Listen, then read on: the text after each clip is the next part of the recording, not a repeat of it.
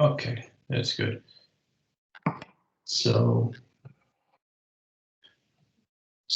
this is our concluding meeting on enterprise risk management as far as the Water Research Foundation project is concerned. So we will today basically hear from Helene Blin, who is with Washington Suburban, and she has been the lead on this effort. And Scott, would you mind? Yeah, thank you.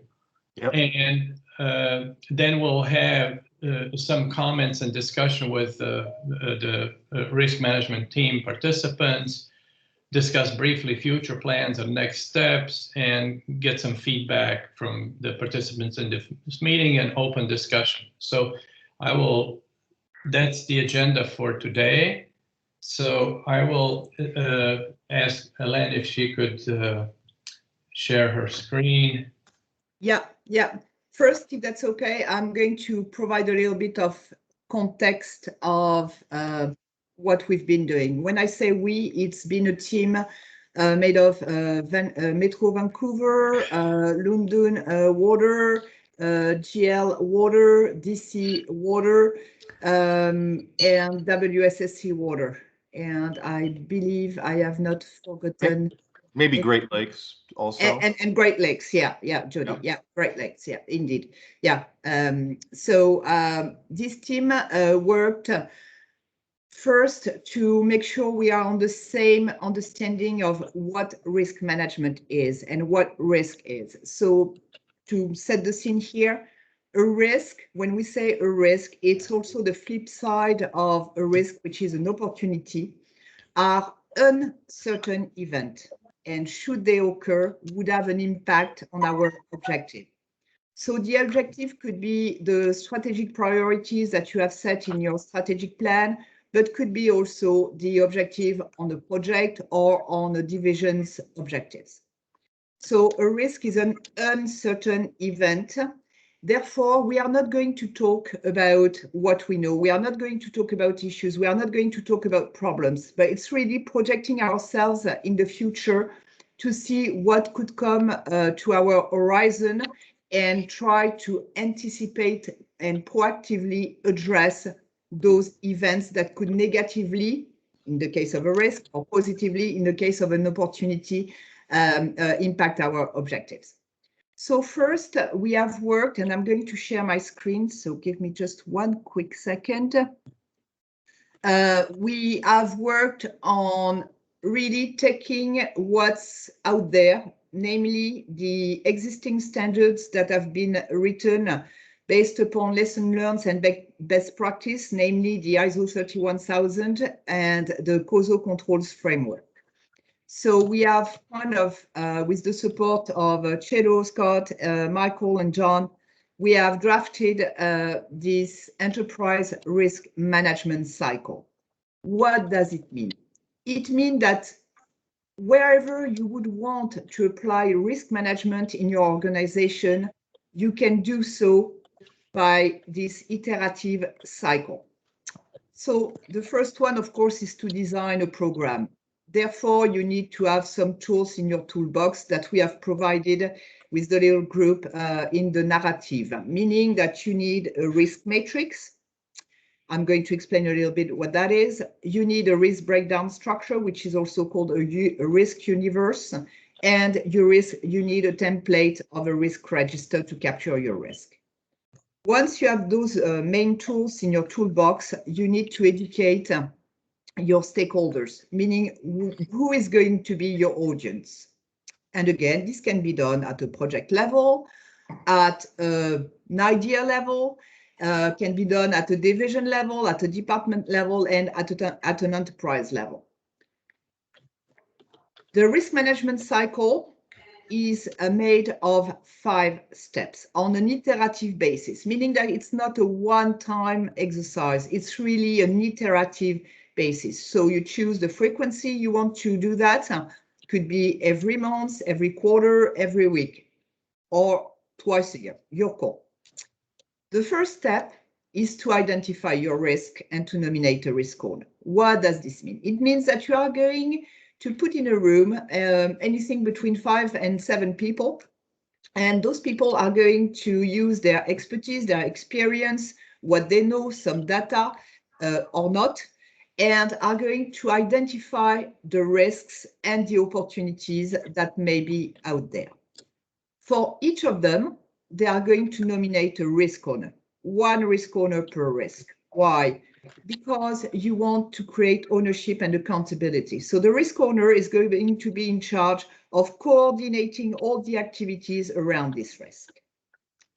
Once you've identified your risk or your opportunity and nominated your risk owner, you are going to assess this risk and this opportunity. And this is where the risk matrix, the tool in your toolbox I was referring to a moment ago, is going to come to play.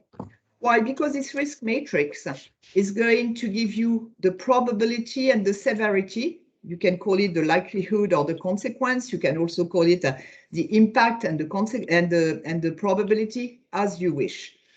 Are going to give you the probability for this risk to materialize and or the severity should this risk materialize. And of course, this risk matrix is assorted with threshold, meaning that you are going to have a precise definition of what a probability 1, 2, 3, 4, 5 is going to mean. Same thing for the severity. And why do we assess those risks and those opportunities? Because we want to focus on the red zone risk, meaning the risks that have the greater probability to materialize, and should they materialize, would have the greatest impact, negative impact on the organization.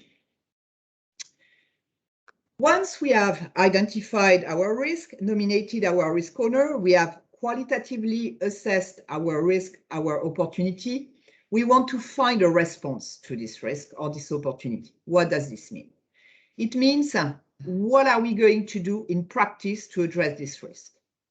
What measures are we going to take to avoid this risk to materialize, or at least to decrease the impact should this risk occur? It means that we are going to control the causes that could trigger this risk, and or we are going to try to act upon the consequences should this risk materialize. We call it also to mitigate this risk, okay? However, there's 4 responses. We call them the 4 T's. Either you transfer this risk, meaning that you transfer this risk to a third party, an insurance company, for example, a supplier, for an example. You terminate this risk. For example, in a contract, you decide to put a clause that is protecting you, therefore eliminating this risk. As a company, also, you can decide to take this risk. Example, there's a clause in a contract, you don't like it, but you don't have the choice because, for example, you're in a single source mode. So as a company, you decide to take this risk. And the fourth T is really to treat this risk, meaning to mitigate this risk. This is where you're going to find some solutions to address this risk. Once you have identified those measures, you are going to monitor this risk. And this is probably the most important step, meaning that as an iterative cycle, regularly you are going to come back to identify new risk. You are going to come back to check on the progress of the treatment measures and the success of the treatment measure or effectiveness of that to address this risk. Therefore, you may want to reassess your risk. In a nutshell, it means that if your mitigation strategy is successful and effective, your risk profile will decrease, meaning that you are going to decrease your probability and or decrease your severity. And you want to do that on a regular basis. The last step for that is to report on your risk and opportunities. Why? Because if you report on your risk and opportunities, you may have some other colleagues in the organization who may be able to help you remove some roadblocks. or maybe some contributors to address this risk. And as a company, you would really want to monitor how those risks are going to impact or not your final objective. I'm going to pause here and ask if there's any questions or comments.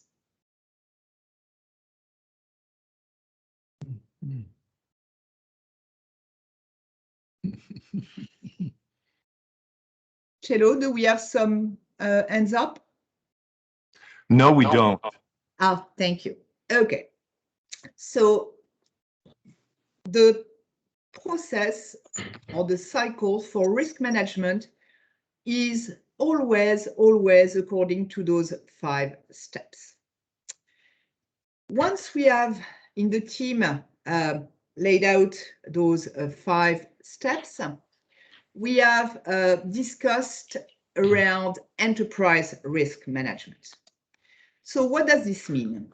And before going to the weeds of the process, just to give you an overall idea. I hope you see my screen here. Yeah. So we thank you. So we have taken a theoretical company with some departments, with some sections, with some business units.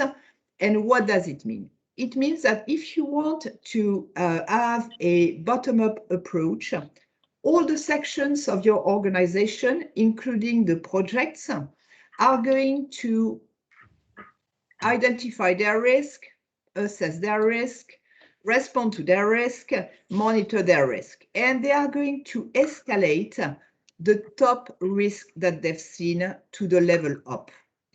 And this level up escalation mechanism is going to reach the business unit. At the business units, you are going to have the top risks identified for each of the units. So maybe you are going to have 3, 4, 5, maybe a little bit more. And those business units are going also to look at those top risks identified at the divisions, department, or section level, and are going to judge, if you will, what are really the top risks versus the strategic plan and the strategic objectives. And they are going maybe to narrow it down, or maybe they are going to add some on it. And the final step of the escalation mechanism is going really to assess the top risk at an enterprise level, meaning amongst all those risks that have been identified in the company for, let's say, a given quarter, what are those which, as a company, we really want to focus on to address so we don't have any bad surprise on our horizon. Any question on this escalation mechanism of the risks? No hands are raised. Just Okay. Oh, we did. one. Rick has one. Yeah. Yeah, Rick. Rick? So, Helene, on the what are the circles meant to indicate on this graphic? The circles here? Yeah. Okay, those are just another design to show the business unit. No, the little circles just down below those. Okay. So No. because here. The other direction, Helene, in the other direction. Yeah. If you go back to like, that. It's like, Yeah. And then the risks, the small circles, there's 6, 7 of them. Some are half full, some are full. Oh, okay. It's just to show different division, like A, B, C. It's just a graphic representation that those divisions are different. Got it. And then what happens, like there's going to be some of those divisions feeding up to the top risks. Some of them are going to be repeated, and they could be repeated in the business units going up to the enterprise. Is there anything that happens especially for those repeated risks? Like, being able to attract staff would be a common thing. Yeah, absolutely. So that's a brilliant question.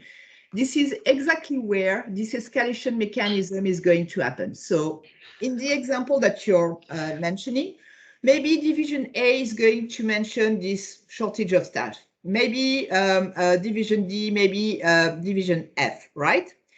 But they may word it differently. So that's the role of the enterprise risk manager or the chief risk officer, depending on how you want to call this role in your organization, to consolidate the same idea of risk to the enterprise. So maybe A and B are going on the business unit A are going to talk about this risk in different ways. So the enterprise risk manager will consolidate this top risk that it is viewed as top by two divisions to the business unit A. And maybe business unit B will have done the same exercise, and maybe business unit C also. Then this shortage of staff risk you are referring to will become an enterprise risk. That's the escalation mechanism I was referring to. Thanks. Does it make sense? Yeah, Helene? I'm still trying to make sense of, you know, if a bunch of smaller divisions, like there's a weighting to it somehow, and if a number of smaller divisions have, you know, one sort of top risk, and a number of larger divisions have a different top risk, then I'm trying to sort out how those get balanced. But I'll listen to the rest of it. It might come up later on. The risks do not relate directly to the volume, if you will, of the division. Every division has the same voice. What matters is really the ranking of your risk. If your risk on a 5x5 matrix, 5 on the x-axis for the probability and 5 on the y-axis for the severity, if you have a risk that is at 25, meaning a very high risk on a division made of 2 people, this risk may have a dramatic impact on the company if it is not tackled. So it's really the ranking of the risk that determines the enterprise risk, therefore the actions, the resources to be allocated in order to address this risk. Am I kind of answering your question? Yep. Okay. Elaine, this is Scott. I was wondering, I know that the team spent quite a bit of time on, let's say, governance and kind of how an organization deals with enterprise risk. Maybe you could just elaborate a little bit more about who are the parties that would typically get involved in enterprise-wide risk and how would that be governed? Yeah, sure. So for organization who have an enterprise risk manager, also called a chief risk officer, and I prefer this terminology because an enterprise risk manager does not manage the risk, the business does. So the chief risk officer is really coordinating all the activities around risk management in a company. This person is really consolidating the risk as I've just described. This risk officer is facilitating the risk workshop and organizing them. The chief risk officer is also designing the risk program, meaning the tools in the toolbox, but meaning also the training. Is contributing and leading, spearheading, we could say, the maturity of the development of the risk culture in a company. That's one role. You have another role who are residing, I would say, within the business team, what I call the business team. It could be the asset management team, it could be the procurement office team, it could be the engineering team, where the director is accountable for making sure the risk management program is implemented, meaning that his teams and or himself really do risk management, meaning that they are identifying their risk, assessing their risk, mitigating their risk, monitoring their risk, and reporting their risk. At the end of the day, the risk owners are in the business. Why? Because if we have a risk, for example, around asset management, the best person placed would be somebody in the asset management team. It's obviously not the chief risk officer who is going to tell the asset management director or section leaders or staff what is the solution in order to address an asset management issue or risk. However, the chief risk officer may kind of trigger some cross-functional working groups, maybe with finance, maybe with engineering, maybe with production, in order to address this risk. But the risk will be led by the risk owner, who is in the business. So in terms of roles and responsibility, you have the chief risk officer. In some organization, you have some risk officers in the different business units and or in the different departments and or division. Typically, the risk officers are reporting to the chief risk officer,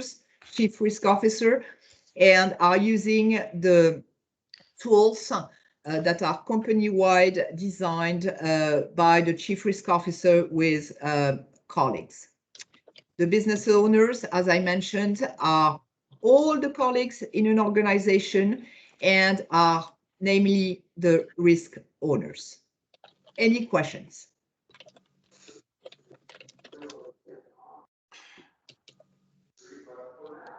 Do we have any question? No?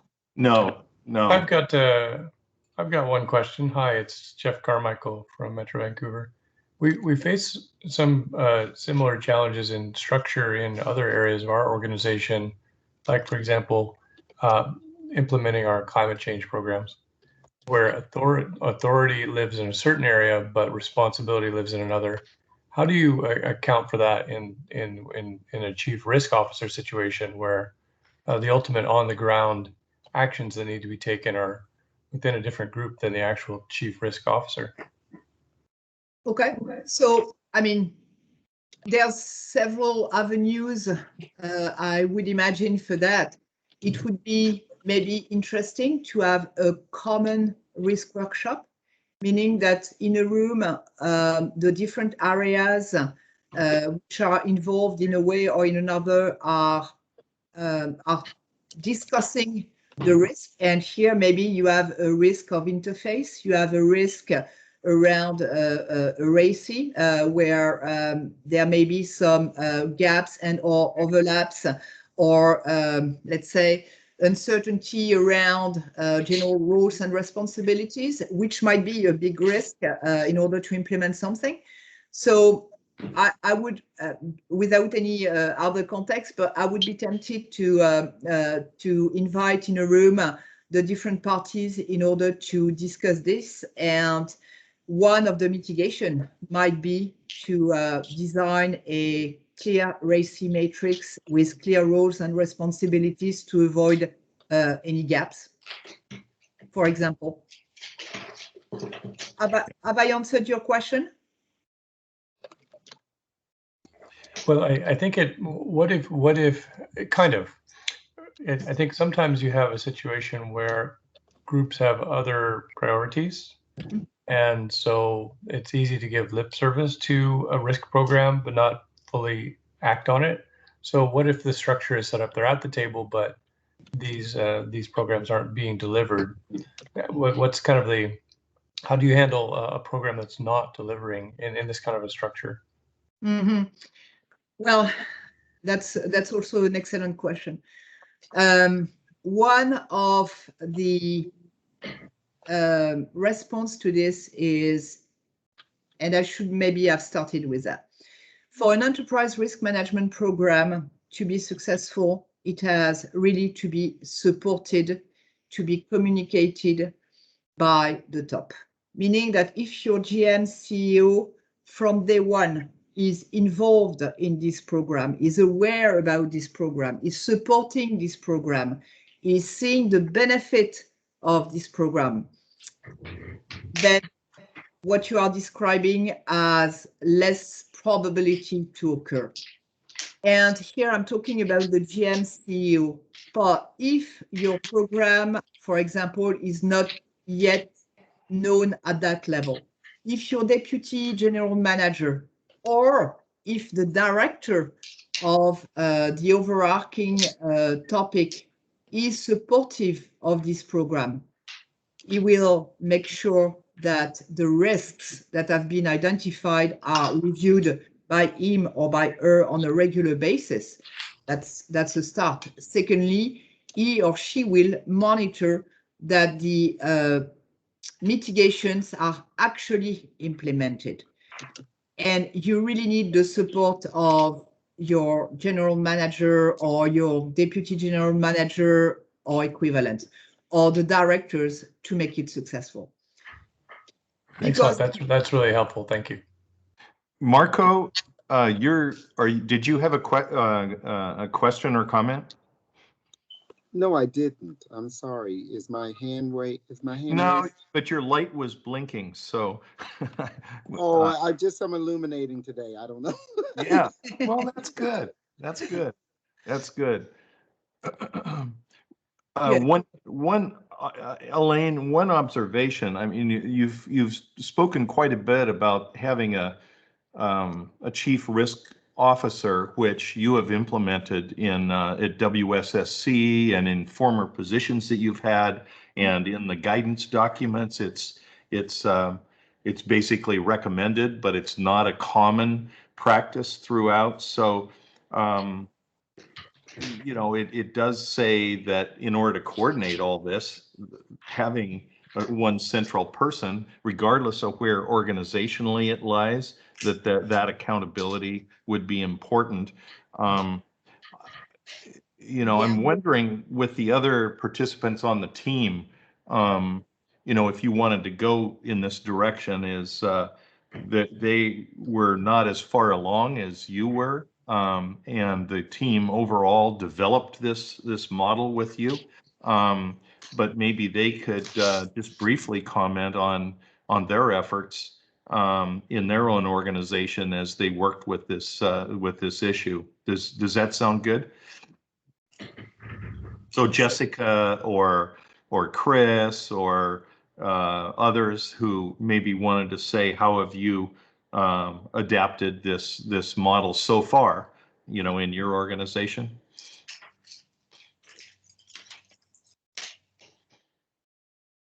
So Jessica, for example. So Scott, this is Jessica. We haven't implemented the model in our organization yet. We've been more of kind of collecting information and thinking through what the strategy might look like. So I wouldn't say I have a lot of good experience to share at this point. Other than, you know, I intend to probably start it at a smaller level from the asset management program and then try to expand it out to other groups as we go. Sure. What about Metro Vancouver? You've shared some about your efforts. Yeah, Scott, it's Rick. I can speak to that for Metro Vancouver. And we're the participants in this activity are from the water services and the liquid waste services departments. And we have a number of other departments. There's like 7 other departments that are also kind of, you know, at the leadership table, let's call it, for the organization.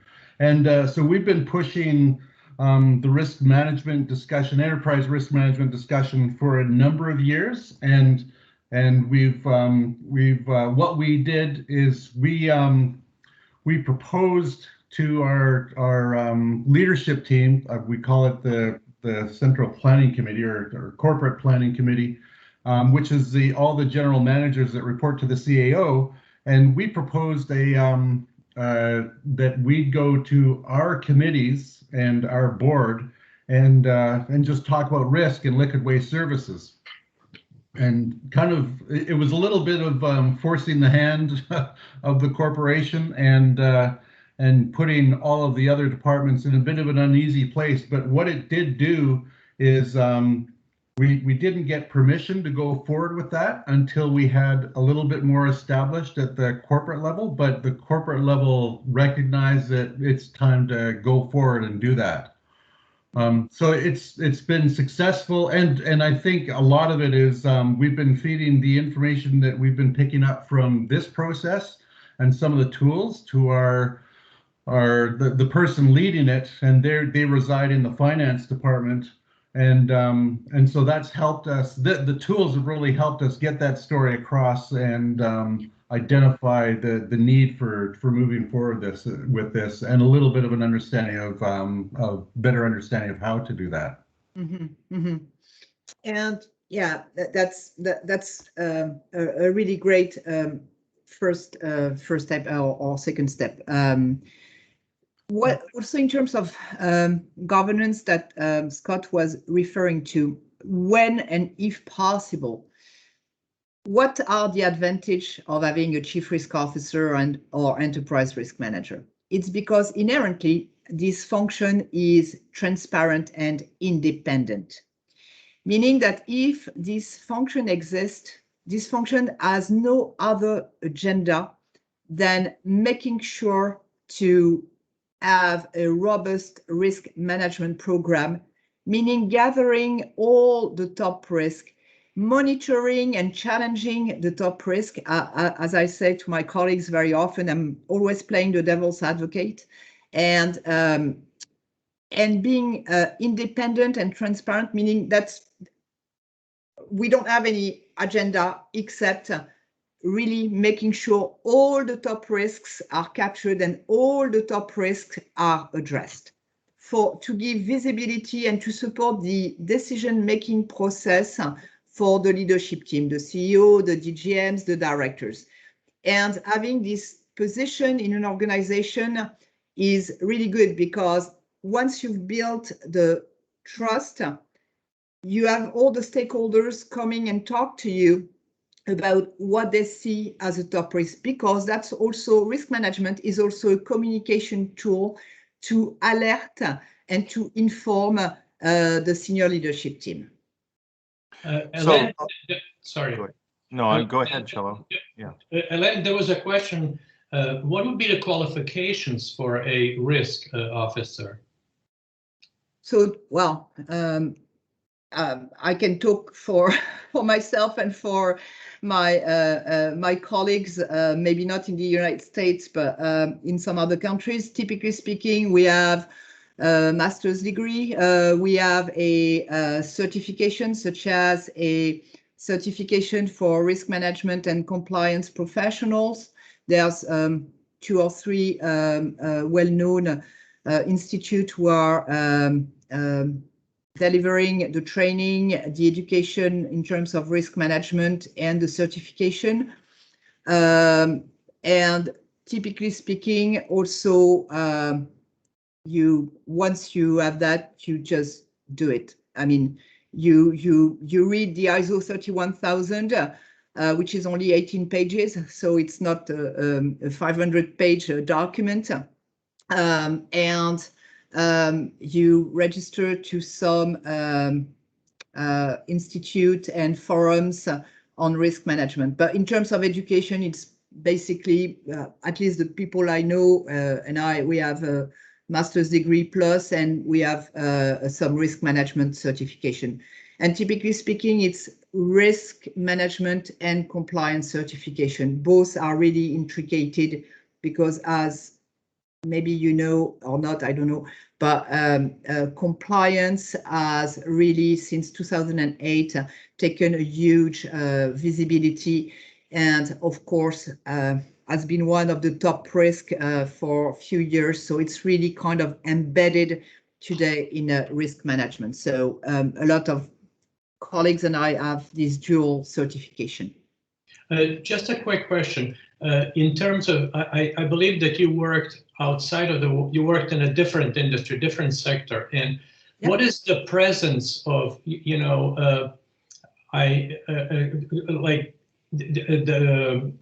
let me put it this, I'm trying to figure out how common it is in the water sector utilities that they have sort of the structure for managing risk that you would find in other places. If you could maybe just provide a bit of comparison.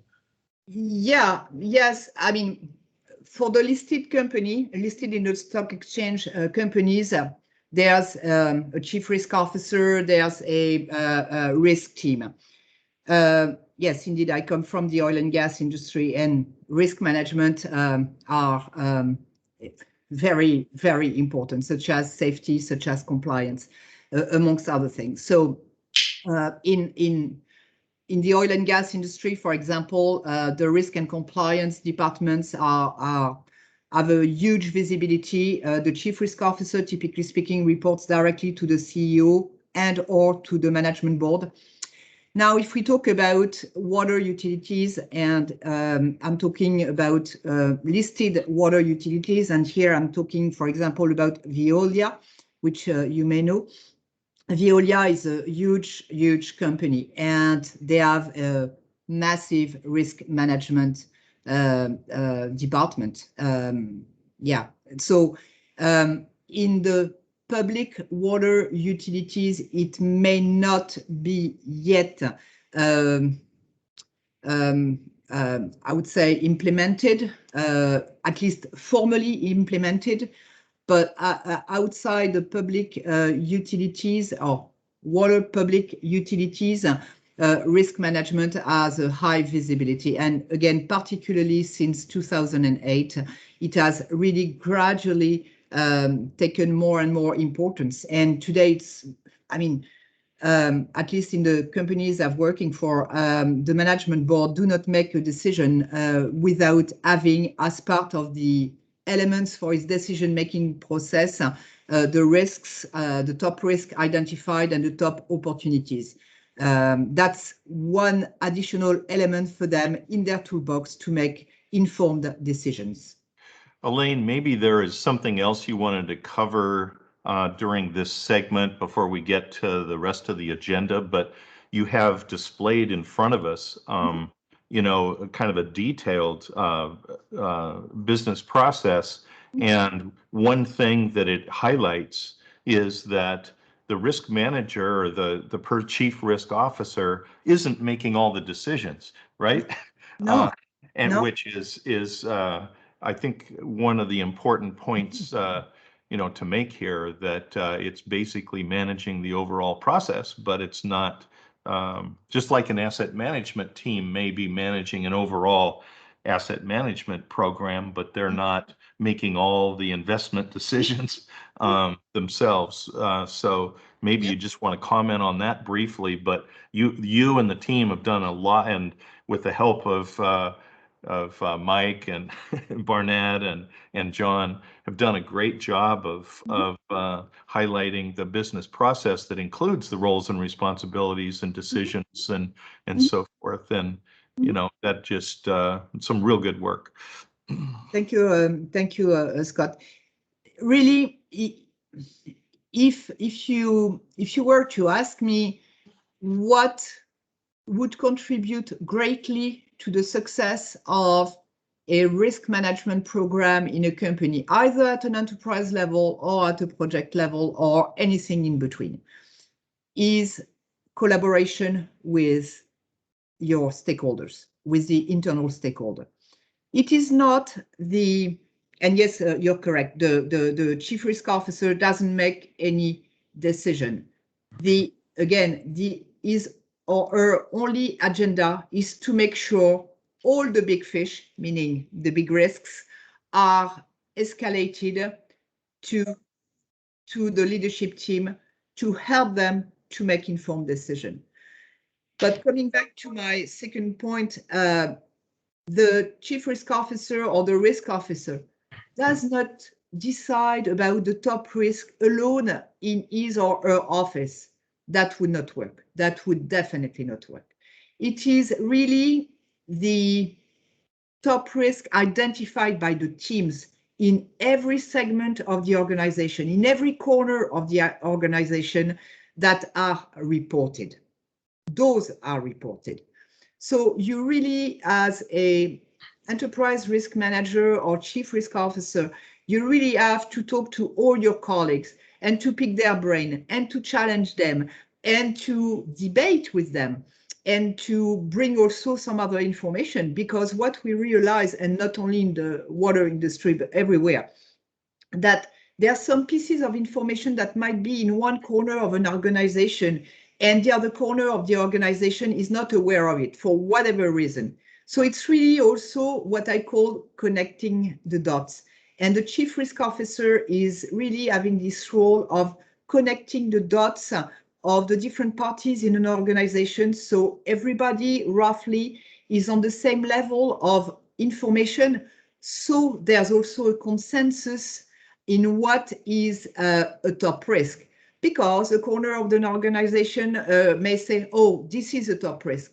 But because he or she doesn't have some other pieces of information, which should he have them, would not make him or her see this risk as a top risk, or the other way around. So it's really about bringing all those information around one topic to the stakeholders so they can, with that same level of information, say, okay, yes, this is a top risk, or okay, now that I have this information, I see that it might not be such a big risk. So it's really about collaborating cross-functionally across an organization. Any question or comments? No hands are raised. Okay. So, Chedo and Scott, do you want me to kind of run our audience through this business process diagram, or do you want to continue with the rest of the agenda? Let's continue.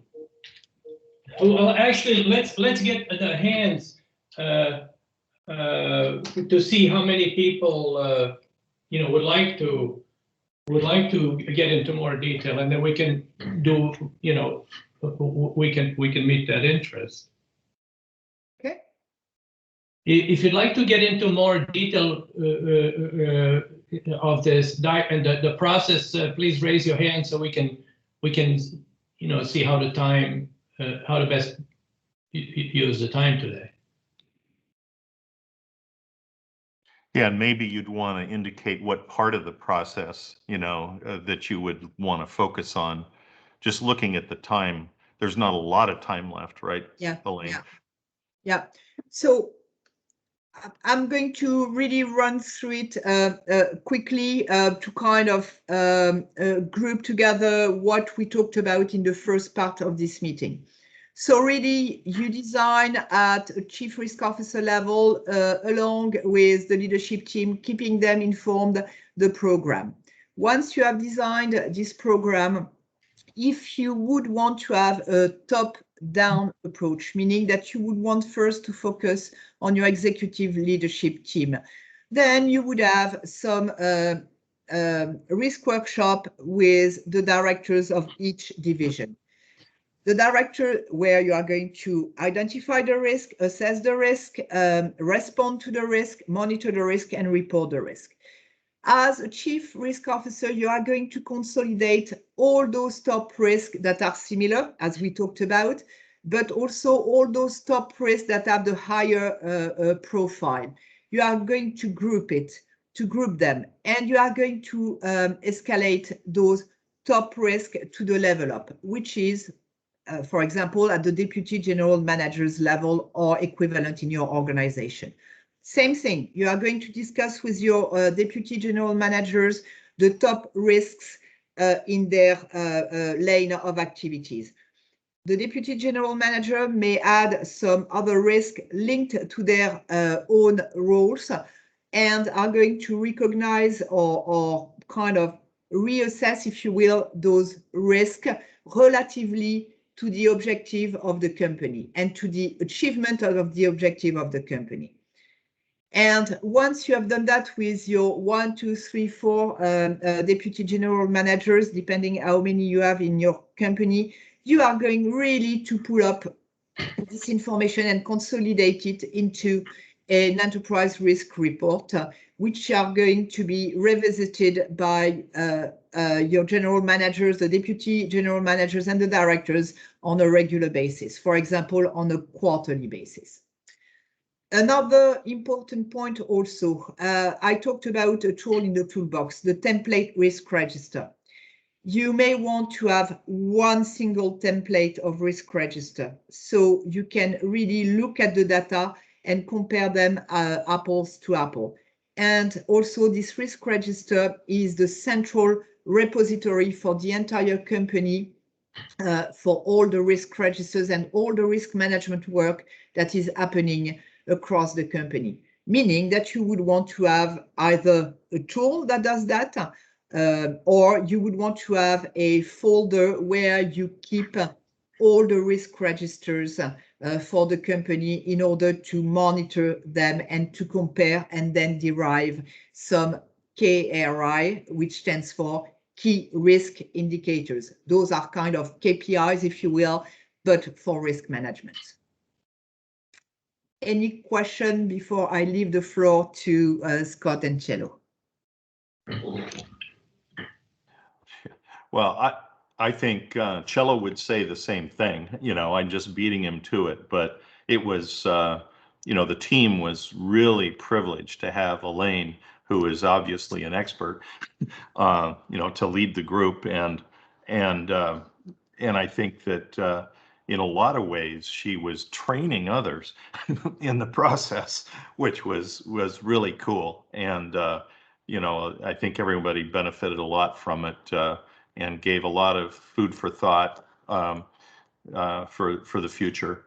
But we probably need to get to Cello, you know, for the rest of the program. But thank you so much, Helene.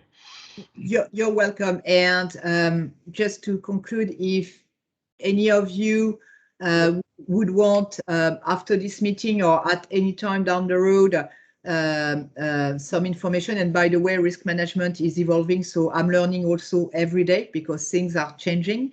But if I can be of any help in your organization, you know my email. I'll be happy to help in any way I can. Thank you very much. Thank you. We just had one extra question, and please provide an example of a KRI. And I also wanted to say, you may also mention that you also shared some artifacts as well that are posted to the database. So maybe just answer the question and the thing about the artifacts. So. Yeah, we have posted some artifacts such as the risk matrix, the risk threshold, the template risk register, an example of risk universe. Yeah, and the narrative that I've shown you is also in the drive, if it also can help. Yeah, so just let us know, and we'll send you the link. And there are some interesting things there. And again, thank you very much, Helene. You're welcome. In the chat line, I provided a link. We're trying to we're working on a work plan for next year. We're going to transition to WEF and their sponsorship under their WISE program. And so if you can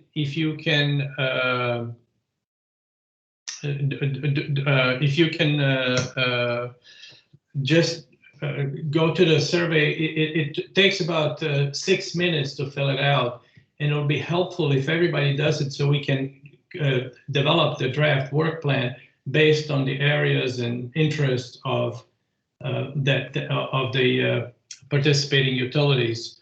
So that would be really really useful. Our schedule is basically to we're wrapping up the report, which is due at the end of this month. It's already sort of making its way through the WRF layers and the committee. So we anticipate it'll be all wrapped up in the next week or so.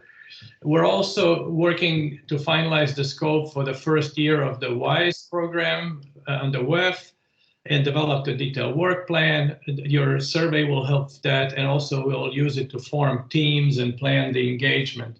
So if you could fill that out, that'd be very helpful. So another thing is that I will be posting a a link to a Mentimeter site, and give me just 1 second. Just 1 second. I'm trying to do a few things at the same time, and my browser is not coming up. Give me just 1 second. Let me see what's going on. Oh, okay.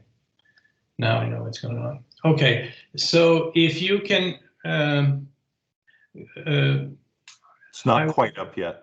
It's not up yet. Let me just say, let me know when you see the link to Mentimeter. There it is. Okay, so the link is there. Let me just, I just have to present. There are a few. So there is a, you should see the first question.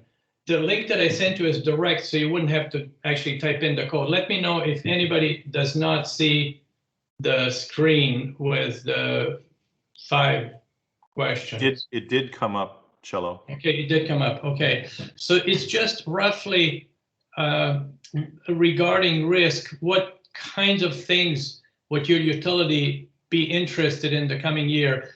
And nobody's going to hold you to it, but just to gauge whether it's to develop and strengthen enterprise risk management capabilities for folks who are kind of more like starting in this area, or applying the model that Helene has presented and improving the practices, including developing a case study, applying practices to managing asset risk, so focusing specifically on managing assets rather than just enterprise risk, applying risk management practices to risks in projects and operational risks. So just take a couple of minutes, and we'll just gather some data that will be useful for us as we're planning the work. And 2 people have already voted, and I'm just waiting for things to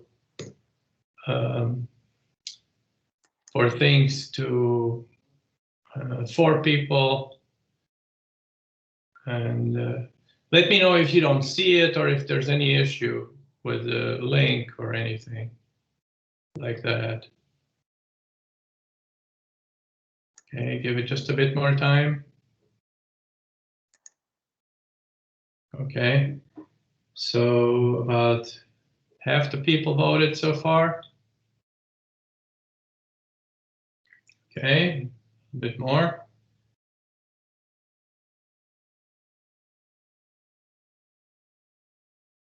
Just give it a minute or 2.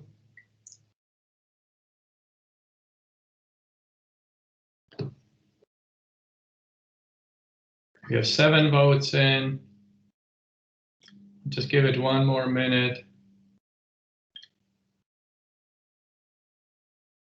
How about this? Does anybody need more time? Yeah, there's 8. So, okay. So I will close this vote. I'll show you the results later on. And so the next question is, if you can just type into these bubbles any questions or suggestions that we can follow up on later, something that maybe you didn't ask at this meeting, but as you think about it a little bit, just to give us a sense how to follow up to this meeting, and get back to you with some useful information. You can type in as many things as you'd like. If you have comments or the slide hasn't come up yet, I think. Oh shoot, I'm sorry. There it is. It just appeared. Okay, I'm sorry. Thank you, Scott. I'm not good at multitasking.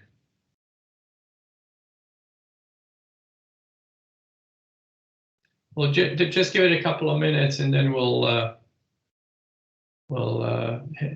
have one more thing after this.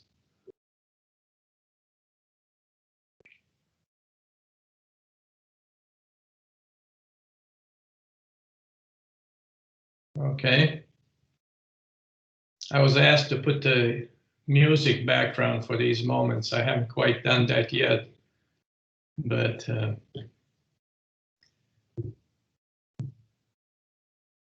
if we don't get any ideas, that's okay.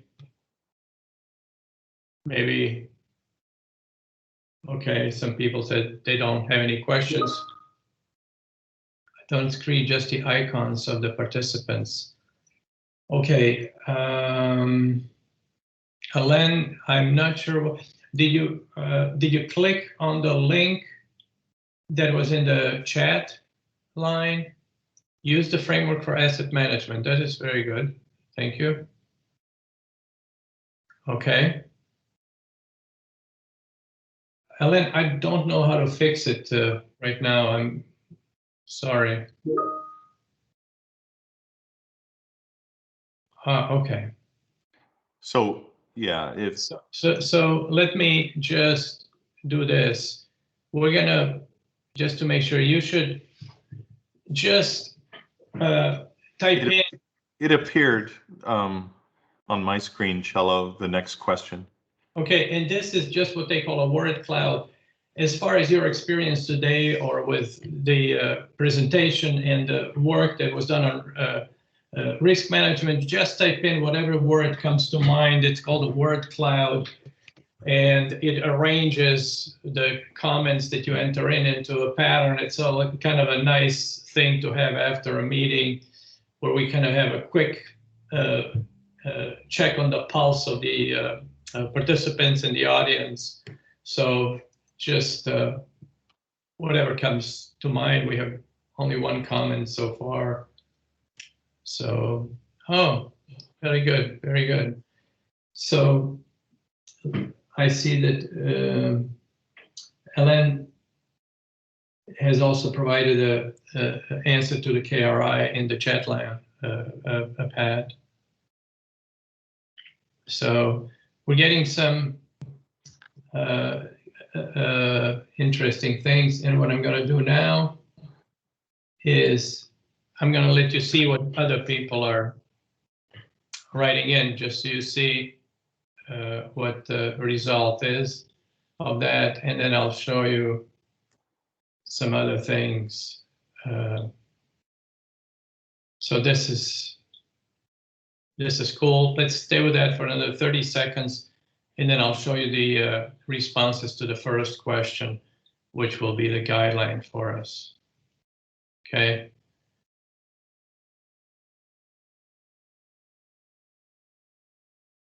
Okay.